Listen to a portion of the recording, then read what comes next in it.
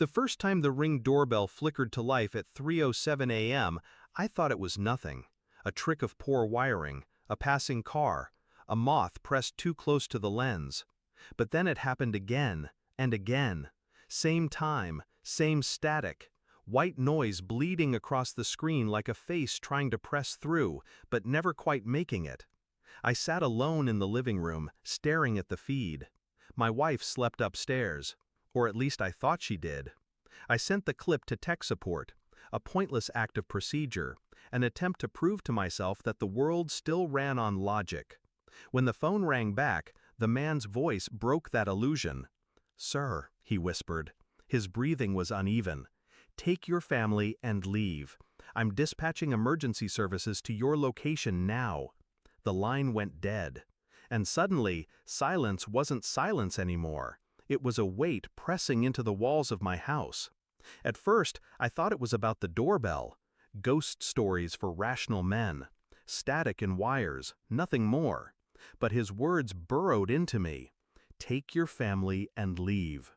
So I went upstairs. The bed was empty. My wife's phone missing. The garage door faintly humming. And that's when I saw it. Her laptop still open on the desk. A video paused mid-frame. Not security footage, not emails, a live call. A man's voice caught in mid-laugh. Her voice followed, soft, intimate, the kind of softness she hadn't given me in years. The static hadn't been random. The system had caught fragments of something it wasn't supposed to see. A private channel bleeding into my feed. Infidelity doesn't strike like thunder. It seeps in like water, cold and numbing, until you realize the floor beneath you has rotted away. I closed the laptop, sat in the dark, my son asleep down the hall, my wife gone in the night with someone else. The agent's words echoed again, "Leave now." But I didn't leave, not yet. I played the role of silence, a husband who noticed nothing. But inside, I sharpened myself. Phone records, deleted texts restored, private folders pulled from the cloud, dates, times, hotels, patterns so precise they almost resembled love, except it wasn't love, it was erasure. Her eyes still met mine at breakfast, her lips still pressed to my cheek before work, but now I measured each gesture like a scientist cataloging decay. I tested her. A casual mention of a street she had no reason to know. A glance at my watch when she returned home too late. She flinched each time, barely noticeable, but to me, it was scripture, proof. And always the static returned at 3:07. The house itself mocking me. It wasn't random, it was a reminder, a clock striking only for me. The truth came in the form of a manila envelope slid across a mahogany desk. DNA results, surveillance stills, receipts, her face beside his, her hand on his chest, her body in a bed I didn't own. I waited until evening, dinner laid out, wine poured. She walked in smiling, carrying groceries, humming like nothing had shifted.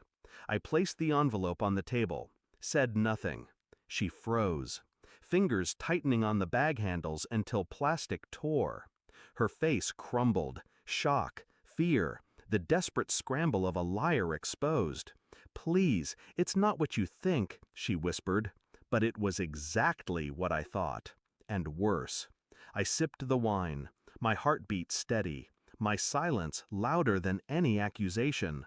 She begged, tears spilling, words tripping over themselves in a frantic plea for forgiveness. I let her choke on them. Then I slid my phone across the table. The open message thread stared back at her, the one I had sent hours earlier, to his wife. Her face went pale. The groceries rolled across the floor. I told her everything, I said calmly. Every date, every hotel, every detail. Her mouth opened, but no sound came.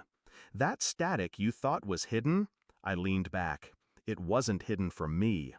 The silence that followed was surgical, cold, final.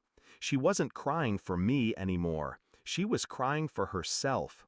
I didn't stay to watch the collapse. I left her sitting there, shattered among broken eggs and torn receipts, the envelope bleeding truth across the table.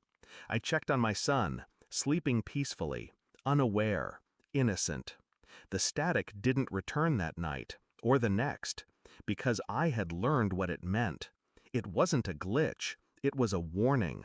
The system had shown me what lived inside my own house, and now that I'd seen it, there was no going back. I no longer needed to. Some ghosts don't haunt you. They show you who was haunting you all along. Thanks for watching. Don't forget to like, share, and comment. Subscribe now to Cheating Stories Insight World for more amazing stories.